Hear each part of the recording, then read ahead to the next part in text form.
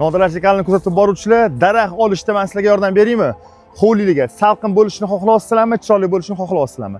Agar salqin bo'lishini xohlayotgan bo'lsanglar, lipa lola daraxtlarini tavsiya beramiz. Yo, menga hovlimga chiroy bo'lsin, vid bo'lsin deydigan bo'lsanglar, klyon, qizil klyon bor, grab bor, shtampiy grablarimiz bor.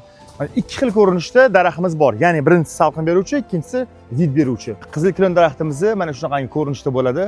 Katta bo'ladi, baylari qizil bo'ladi. Buni tikka quyoshga emas, politselin joylarga eksanglar, sekin bizning iqlimimizga moslashib olgandan keyingina katta bo'lib, qip-qizil bo'lib ketadi.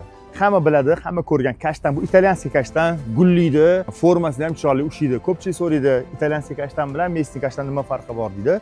İtalyanskiy kashtan bilan mesniy kashtanni bolaligida farqlay olmaysizlar, lekin katta bo'lib formasini chiroyli olgandan keyin farqini ajratsanglar bo'ladi. Chinor daraxtlarini bilasizlar, sovet paytdan bo'lgan, katta bo'lgan 100 yil, 200 yillab yashaydigan chinor daraxtlar mana. Mana shu chinor daraxtlar ham bor.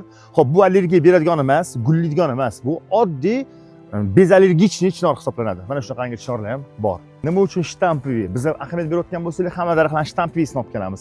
Sababi ekilgandan keyin tagida ozgina joy bo'lsin. O'tiradigan, bisetka qo'ysanglar, tapchan qo'ysanglar bo'ladigan qilib, shuncha spetsial shtampiylarni olib kelamiz. Kimga qanaqangi daraxtlar kerak bo'ladigan bo'lsa, Nodir aka bog'ida daraxtlarimiz to'la.